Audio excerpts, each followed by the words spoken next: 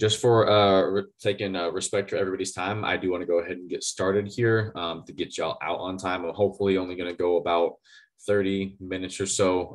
We'll see how it goes, if there's multiple questions or a number of questions here and whatnot. But again, appreciate y'all taking the time to join us tonight. My name is Brady Daly. I'm a senior admission counselor at PLU. It's my 6th year with the university. I did go to school there, so I've spent a lot of time as a LUT. I get to recruit in the local area. So if anyone in our audience is from Pierce County, you're likely one of my students potentially. And maybe we'll be working more closely throughout the school year. But if not, you have an admission counselor who is going to be your best friend if you're looking at PLU. But tonight we're really talking more so about the general college search process and what you should really be doing throughout your senior year. So I'm going to go ahead and throw up the presentation for y'all. Hopefully you can see that okay. If not, somebody either put it in the Q&A box or maybe my colleague can let me know via the chat.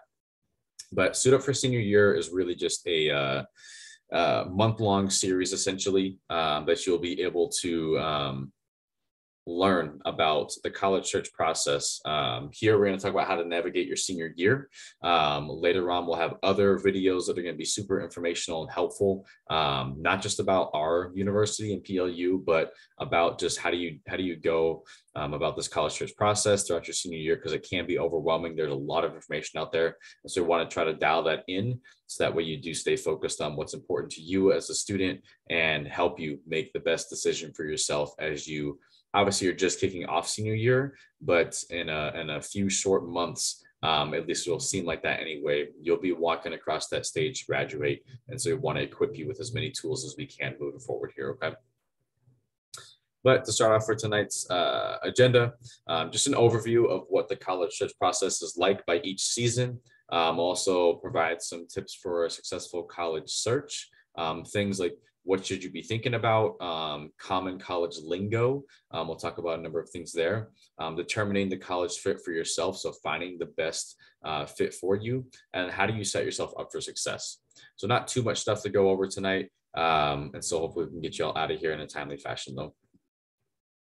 I did want to start off with this agenda of sorts, or timeline of sorts, excuse me, starting from September, where we're sitting at right now, all the way up through May of your senior year. So we'll just kind of bounce back and forth between these different boxes here. But if you look at September first and foremost, obviously you're just starting the school year. This is really when you want to start deciding which colleges you're going to apply to. And hopefully this is based on any spring or summer visits you had the chance to do. If you didn't visit any schools this past spring or past summer, that is okay. And there's plenty of time to do so later on. But if you did have that opportunity, then you want to be able to still visit those schools and put those schools on the list that you should be applying to at least. So whatever boat you're in, totally fine. But beyond that, you do want to make sure that you're making a calendar of sorts so that way you can see application dates when those are due. You don't get lost in the mix of everything going on all at once. But trying to keep everything straightforward as possible will be perfect to help you just stay on track the best that you can. And then, of course, just getting ready for fall. So if that means hopping back into your routine as a student, if that means going to football games this fall on Friday nights, or if that means attending music events at your high school, seeing your peers again, your teachers again, whatever that means in terms of getting back in the swing of things for the school year, that's really what we're focused on at this point in time. We want to take 1 second really quick. I wasn't sure if we had anyone in the waiting room that couldn't get in. I don't see anybody on the panel list or attendees. Okay. For October, though, as you kind of lean into the next month, applying to schools is going to be huge. So a lot of colleges do have early deadlines in October. Not all of them, but some of them do. And some students are just really eager to get going. So if that's you and you want to continue forward with that, please do. If you're a little bit later in the game, we'll talk about that a little bit too. But not only do a lot of students start applying to college in October, but you'll also start applying for the FAFSA or the WASFA. So some of the college lingo that you're going to start hearing. The FAFSA and WASFA both open on October 1st of your senior year. And that is your way to apply for extra financial aid. So the FAFSA is The free application for federal student aid, WASFA, is essentially Washington State's version of that. So you either fill out one or the other. You don't have to fill out both of them, but they are both free. Typically, students will file a FAFSA. Usually only our undocumented students will file a WASFA, and that would allow them to still receive state aid to go to school in the state of Washington. But both of those things will be pretty prevalent in the month of October. As you turn the page to November, though, again, applying to colleges, most will have deadlines in November if they didn't have it in October. Some of them have one singular deadline, and so you definitely don't want to miss out on that. Make sure you write that down. Take a physical note, a mental note to keep you on track, whatever is best. If you haven't done the FAFSA or WASFA by November, try to get it done then, and start applying for those outside scholarship opportunities. You'll hear from not only from us in admission offices, but also from the high school and your counselors there.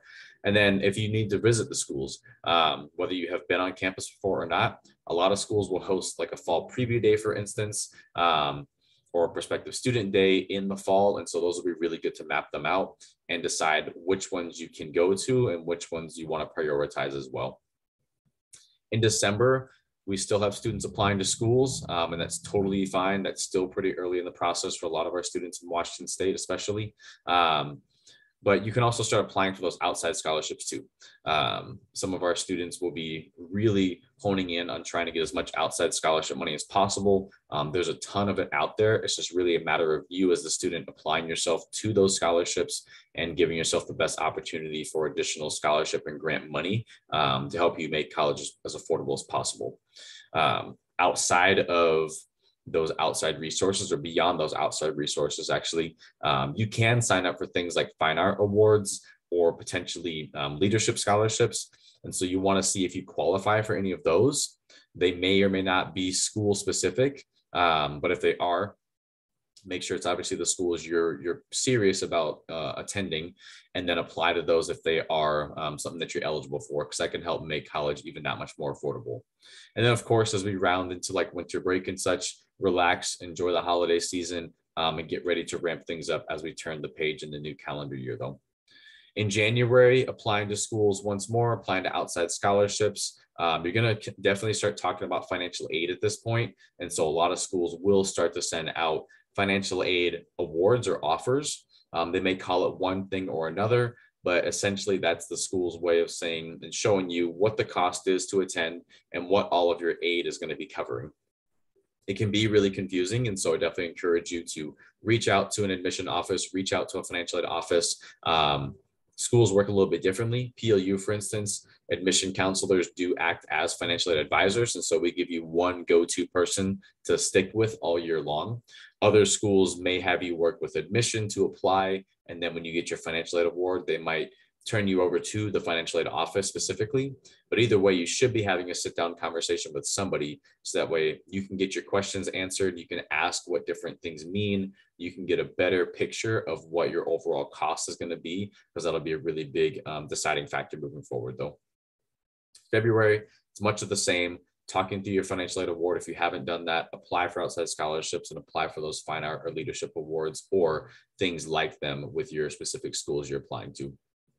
March, if you need to, revisit or visit for the first time your top 2 or 3 schools that you're really, really interested in. A lot of times that can make or break what your decision is. That last minute visit can be really important. So I definitely encourage you all to consider that. Look through once more your financial aid, compare to other schools. And if you're ready to do so, you can absolutely pay your enrollment deposit, which is your way of saying, I want to go to school here. I'm committing to go to school here. If it's before that May 1st deadline, which is National Decision Day, it's not binding by any means. And you can still technically get that refunded at most schools. But some students are ready to go, right? You don't have to wait until May 1st. You might be ready in March or potentially even sooner. You can make your deposit, and that is more than okay. In April, much of the same, visiting your schools if you haven't done so, or if you just need one last visit to dot any I's or cross any T's on the way to making your decision. get that last question answered about financial aid and making sure that it's the best possible fit for you. And then, of course, if you're ready to do so, pay that enrollment deposit if you haven't done so already. And then in May, May 1st is National Decision Day across the country. So typically students are trying to make their decision by May 1st or sooner. And that's a pretty big day. A lot of schools across the country do celebration days and assemblies and such. So maybe that's your school too. But that's when we'll see a pretty big influx of students picking their school, paying their deposit, and start doing things on a next steps checklist of sorts, where you start signing up for housing, or you start taking math placement evaluations and a lot of other things that you have to do as an incoming student. So there's a lot of things to keep you busy throughout the school year. Obviously, senior year is already busy enough, which is why I really encourage you to have a planner of sorts, have an action plan moving forward, have a goal to apply to an outside scholarship once a month or twice a month, whatever it is. Keep track of your college applications, where you applied to, where you get into, maybe where you don't get into, right, obviously, and what that has on an impact in your decision. But if you ever feel lost, go to your admission counselors, ask them for help. That's what we do as a profession, is here to help students just like yourself figure out your way through this college search process, okay?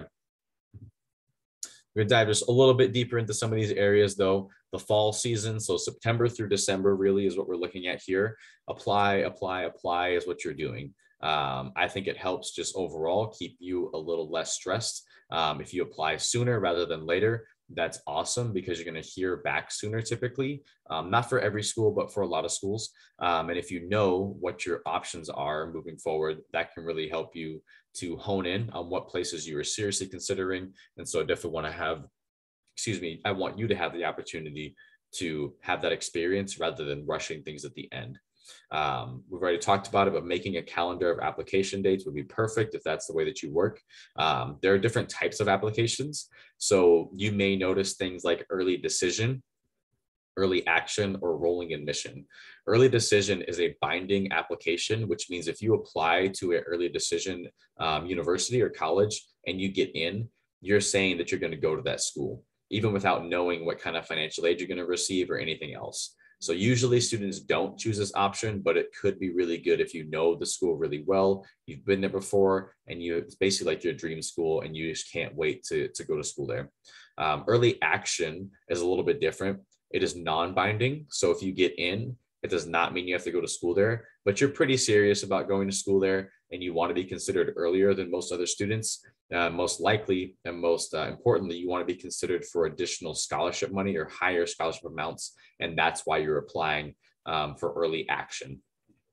The other popular kind, though, is rolling admission, which means there may be dates you can apply by, priority dates of sorts, but realistically, you can apply at any point throughout the school year, and the university or college will read your application as they have that time to do so, and try to get back to you in a timely manner.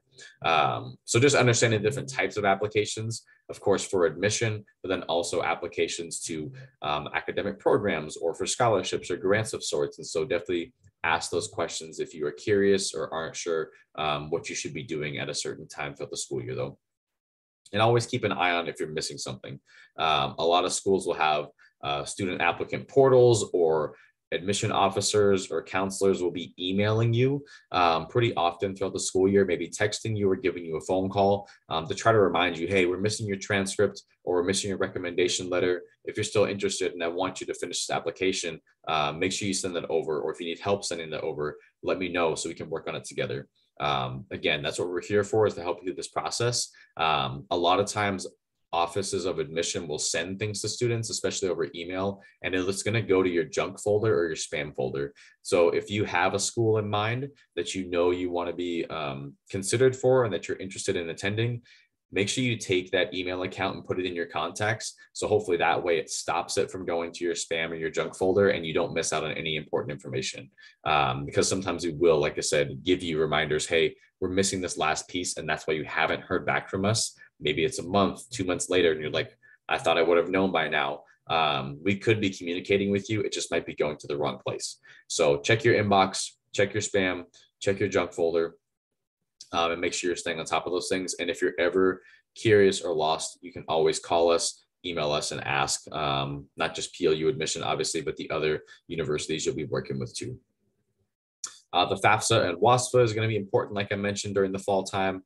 I would definitely encourage you to get that done at some point in this fall semester or fall term of sorts. It's going to make your life that much easier. Although it looks complicated at first, and there's some documents from a financial point of view that you need to have, it doesn't take that much time, and you can oftentimes get help from your high school or from the college you're applying to. So I would say knock it out early once it opens in October, November, December, right? Some point during that fall season, get it done, and that's going to make your life that much easier so that we can start having financial aid conversations sooner. And then again, if you have visited and would like to revisit, please do. If you have not visited the college, I would highly encourage you to do so. If it's affordable, if it's feasible, obviously. If you're going out of state a ton, that might be a little bit different conversation. But if you're going to the schools that are closer to home, then it makes it a little bit easier to go visit them. But that is the best way to get a feel for the school, understand what it's like on campus, and customize it to what you're looking for, though. That first campus visit for a lot of y'all might be this fall, or maybe you've already had it. If you've already had it, hopefully this is some of the things you went through. If you were still coming up on your first campus visit to your, interested schools of sorts, you want to get there because, again, you want to figure out what's the vibe on campus. What does it feel like? How do I feel when I'm on campus, when I step foot onto that campus? What is your gut telling you? Because that's going to give you a really, really good reaction one way or another.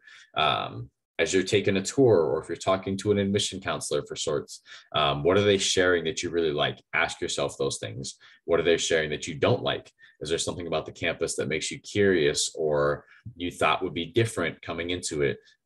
Take note of those things physically or mentally or whatever the case is, because those can really help play an impact on your decision ultimately. Think of some great questions to ask people when you're there. Even if it's just one question, maybe you're talking to students or staff. Why did you choose fill in the blank university? Why do you continue to work at this place? What makes this place unique or stand out? Do you have, my major or my programs that I'm looking for, and what makes them different than another university or another college? So I definitely encourage you to come equipped with questions, at least one or two, very minimum. It's okay if you don't, but the more that you bring to the table, the better conversation we can have overall, which is what we want this to be, as a conversation and a process, not just somebody kind of speaking at you the entire time. You may or may not meet with an admission counselor. Do you want to have that happen if it's offered? Some places like PLU require you to sit down because we want to at least touch base, even if it's only for a few minutes, to make sure that you are feeling comfortable in the process. And if we can help in any way, shape, or form, then we want to step in and do so.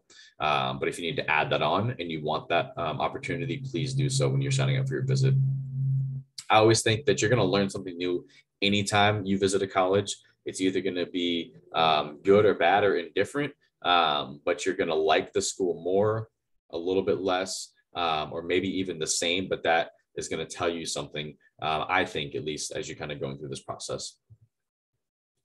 As you turn that page to the winter season, so really we're looking at January through March, we're still applying to a lot of different things.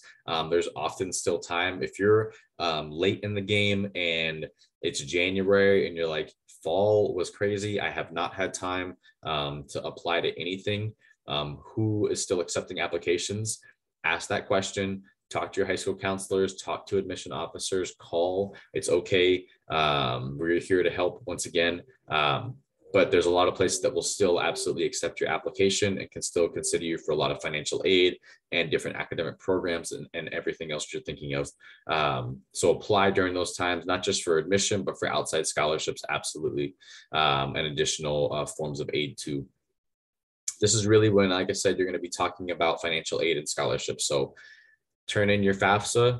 If you're from Washington, you need to file a WASFA, then make sure you're turning that in too, or in place of your FAFSA, excuse me. So one or the other, the FAFSA or the WASFA.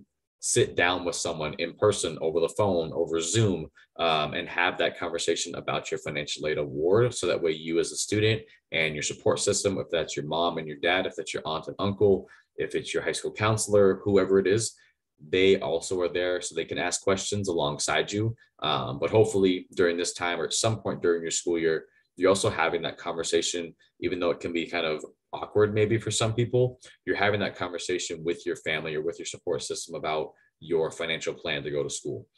So this can be a really good time to figure those kinds of things out so you can help make the best decision for yourself moving forward though. And then this is kind of when maybe we go to a second visit, potentially if you've already been to a school one time, what does the second visit look like if you've already done one? These are some of the things that you may consider the second time around. What connections can you make? Can you talk to faculty or different support services? Can you talk to current students on campus? That's going to be huge to learn from them because they're going through that experience that you're going to be going through potentially.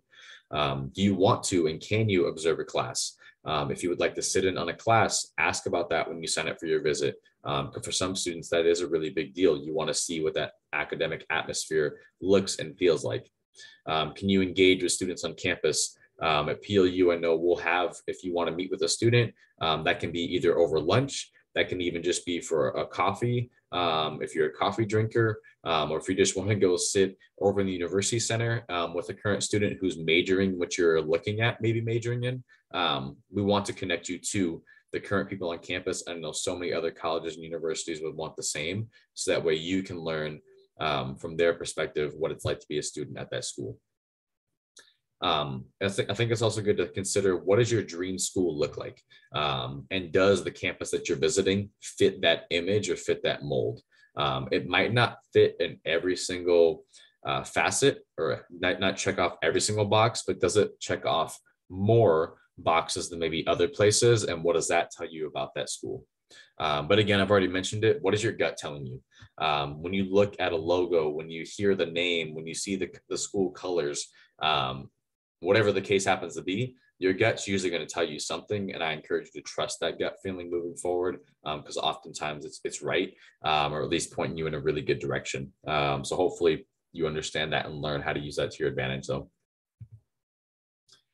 In the spring season, so really April through June, if you once again have not visited, or maybe this is your chance to do your last minute visit, a lot of times I'll work with students that have been on campus 1, 2, 3 times, and you're like, you know what, I just need one more question answered. I just need to go on that tour one more time. I just want to sit down with one more student, and that's really going to seal the deal. If you're 99% sure and you need that little bit of push to get to the finish line, take another visit if it's feasible and if you can make it fit in your schedule. Once again, compare financial aid awards. A lot of times finances are the biggest reason why a student chooses to go to one school over another school. And it's a big commitment, right? You're not just going and buying something small at the store or whatever it is. You're spending a lot of money for this college experience. If you have scholarships and grants and all those kinds of things, maybe not as much as some of your peers, but overall the value of your college experience is pretty expensive. And so you want to make sure that you have a great picture of what that means moving forward, that this is an investment, not just in going to school and going to class, but this is an investment in yourself as a young adult, as an individual moving forward, who you're going to be moving forward in life. These years are pretty important for those that choose to take them on, and you can make the most of it. But again, it all comes down to, can you afford it? What's that value to you? And what is the experience you're kind of looking for? Sometimes schools will say things differently. And so if you need to compare those awards and whatnot, please sit down and do so. And don't leave any stone unturned. If you have a question and you're like, I've already asked this, but I need it explained again, or I need to explain it a different way, do so, because you won't regret it at the end of the day. And then ultimately, this is, if you haven't already done so, when you're going to be making your decision. But again, if you know early in December, January that you're going to go to a school, feel free and confident to make that choice, pay your deposit and go there. If you change your mind, you can always reach out to admission officers and counselors and we can work through that process. But if you're in that April, May timeline and you're like, okay, now I'm going to make my decision. Again, determine your fit, your kind of sense of belonging, your community. You see that down at the bottom of the page right there. What is the social life on campus like? What is the academic life? How does it fit financially with my with my means and my plan? What is the sense of community I get when I step on campus? Do I have that sense of community? What about my extracurriculars and everything else that happens around campus? All those things are pretty important and pretty vital to your success as a student, to your success as a young adult, to making sure it's not just about grades, it's about your overall experience and what you take away, even outside the classroom. And so where you choose to go to school, I don't say that to scare you and thinking that it's going to be a tough decision. For some it is, for others it won't be. But trust yourself and that you've done the research, you're doing the work, you've made a really good decision moving forward, and then go with that decision. But if you need help through that, again, reach out to your resources so we can help you through those processes. Again, just a little bit more on determining your college fit. What does an academic fit look like? First and foremost, do they have your major? If you want to study history, if you want to study education, if you want to study nursing, if you want to study music, if that school doesn't have that major, it's going to be really hard to find maybe something that you're going to be passionate about or interested in enough to really dial in and study hard to learn as much as you can. This is your choice, right? You're the one going to class. You're the one taking the tests. You're the one writing the papers. You're the one doing the internships and all those kinds of things. So finding a place that has what you're looking for is going to be pretty important. How accessible are the faculty? A lot of places will talk about a student to faculty ratio, 12 to 1, 15 to 1, 20 to 1, right? So this is how many students typically a single faculty might work with. Is that ratio low enough for you? Do you want a little bit of a smaller school or a bigger school, excuse me? Does access to faculty matter, where you can actually go to your teachers and professors and ask them questions, where they know you by a first name basis, where they know a little bit of your story? Or do you not need that necessarily to be successful? And everyone's different. What are your tutoring resources? How do you sign up to get tutoring help? Is there a writing center on campus? Can you go to somebody that's going to help you figure out what you want to study? All these kinds of things become really important because you're never in it by yourself. You shouldn't go through college by yourself. So we want to make sure that you are considering these things from an academic standpoint and you find that really good fit for yourself, though. Socially, what does that fit look like? Do they have clubs that sound fun? Are there ways that you can create your own club maybe on campus? What are you involved in high school that you want to continue into college? Or maybe what do you not have in high school that you want to try when you get to college? And so I encourage you to ask questions about what's offered on campus. What are common maybe social activities that you would enjoy that the college has to offer? So there's a lot that goes into the social fit. Finding your people on campus is going to be huge. If that means staying close to home, if that means going far away, if that means being part of a cultural club on campus, being part of a sports team, being part of a music ensemble, ROTC, if you need to work, whatever the case is, finding your community is going to be really, really big. And so even if it's only a few people and it's a small community, it's going to have a big impact on you feeling like, I have a sense of belonging here. I have a sense of community here. And this place is for me. And so I see that a lot of times with the number of students I work with, though. And then lastly, what does financial fit look like? Again, what scholarships should you be applying for? Once you have your financial aid award, who do you talk to? I've mentioned it a couple of times, but your admission counselor, your financial aid advisors, they are perfect resources. The people at your high school can sometimes talk to you about some of those things, but really go to the experts so they can explain it and don't feel like you're asking too many questions when it comes to financial aid. If you don't know what a subsidized loan is after the first 3 times of hearing it explained to you, ask again, write it down, do something to help you remember it or to help it stick. And that's okay. I was in those shoes when I was going through the process. I really didn't even understand what financial aid was until maybe like junior, senior year. And even then, in junior, senior year of college. And even then it was still fuzzy. But thankfully I get to help students, figure out what that looks like a little sooner. So that way you feel confident moving forward with your decision. And then, I kind of have alluded to it as well, but this college experience, is it worth it and is it affordable? You have to determine what that affordability level is. You have to have that conversation with your support system and figure out what's the plan. Do I, as the student, need to work?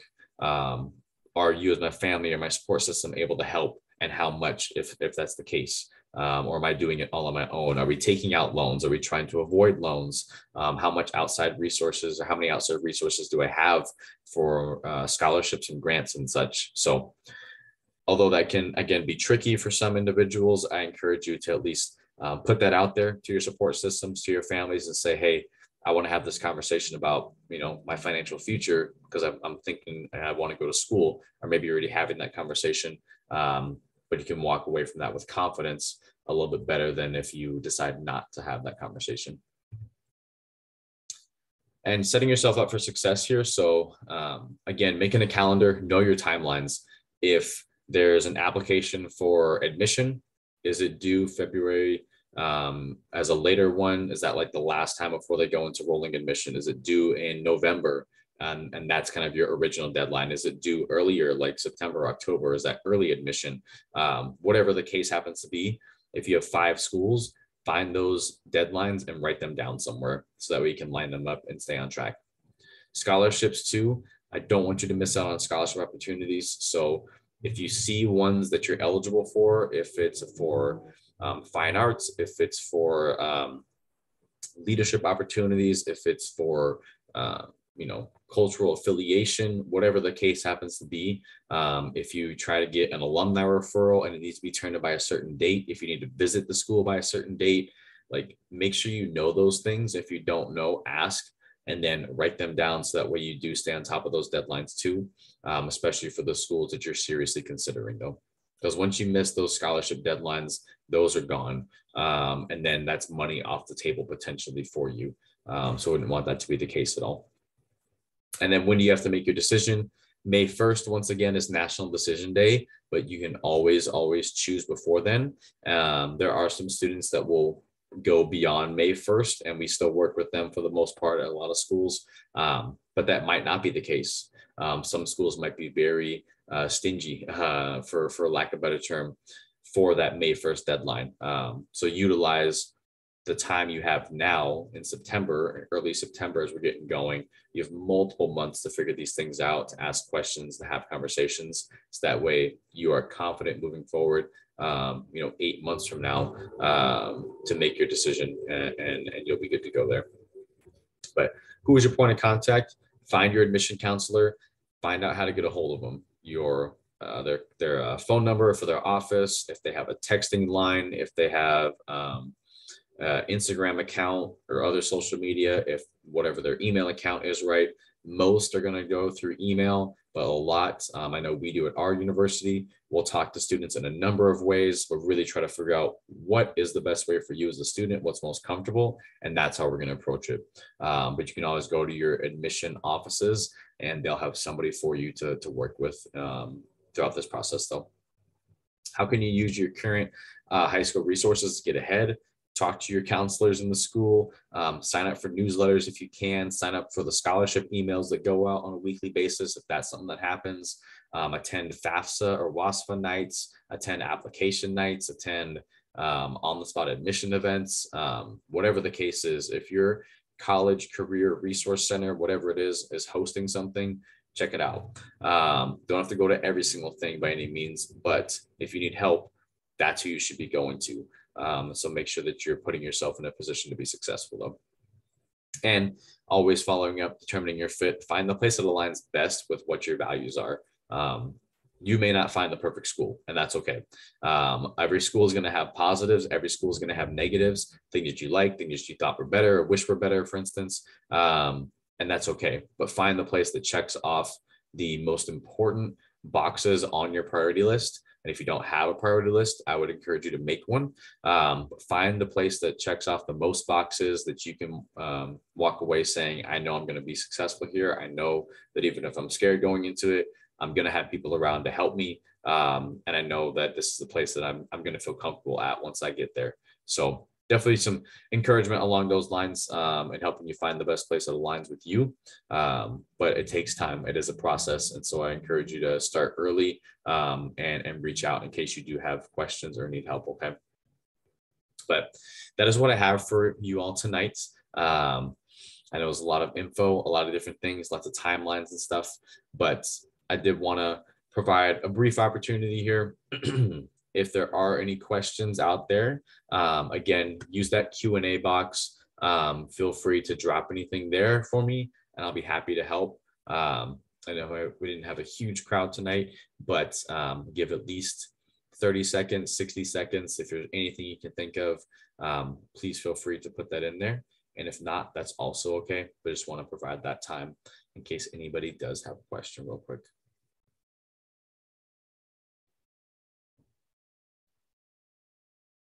And you'll also have opportunities. I know for our admission office, at least, we'll be reaching out. If there are other universities or colleges that you're considering, I'm sure they're going to start reaching out soon. College fairs, if your school visits a university or college, hop on that field trip if you can, and utilize, again, your resources as best as possible. But we're here to help, okay? All right. I don't see any questions in the Q&A, so I'm going to go ahead and stop sharing real quick. But I do appreciate y'all once again being here tonight. We'll get this info out and hopefully get a chance to see you back at the next one. So the next one is going to be the following Tuesday on September 13th, the same time at 6 o'clock. I apologize. I don't recall what the next topic is, but your admission counselor should be sending info out about it, excuse me. And we'll make sure that y'all have something in your inbox, okay? But with that, I appreciate y'all joining, and we'll see you at the next one.